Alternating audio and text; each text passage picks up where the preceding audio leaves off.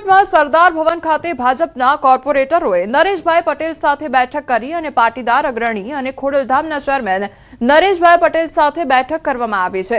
લેવા પાટીદાર પ્રભુત્વવાળા વિસ્તારના ભાજપના ઉમેદવાર બેઠકમાં હાજર તો અલગ અલગ વોર્ડના કોર્પોરેટરો નરેશભાઈ પટેલને મળ્યા હતા। બેઠકમાં ધારાસભ્ય ટીલાળા પણ હાજર રહ્યા તો રમેશ ટીલાળાની વિધાનસભામાં આવતા વોર્ડના ભાજપના ઉમેદવારો હાજર રહ્યા। ભાજપના પાટીદાર જ્ઞાતિમાંથી આવતા ઉમેદવારો પણ આ બેઠકમાં હાજર રહ્યા હતા।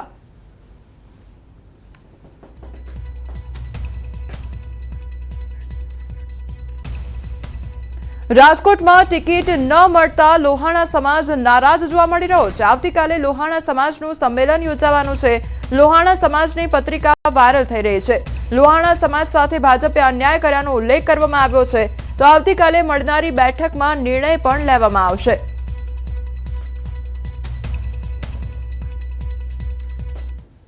આપ સૌને મીડિયાના માધ્યમથી જણાવવા માંગુ છું કે તાજેતરમાં રાજકોટ સ્થાનિક સ્વરાજની ચૂંટણીમાં જે ટિકિટ વેચણીમાં રઘુવંશી સમાજના ઉમેદવારોનું જે બાદબાકી કરવામાં આવેલ છે અને રાજકીય કાવાદાવાને કારણે અમારા વોર્ડ નંબર 1, 2 અને 3 માં જે ટિકિટ કાપવામાં આવેલ છે તે અંગે રઘુવંશી યુવા શક્તિ સંઘ અને સમગ્ર રઘુવંશી સમાજના કાર્યકરો ભાઈ બહેનો દ્વારા આવતીકાલે જાગનાથ મહાદેવ મંદિરની પાછળ પ્રદેશ કાર્યાલય ખાતે રાત્રે 8:30 કલાકે સ્વાભિમાન સંમેલનનું આયોજન થવા જઈ રહ્યું છે।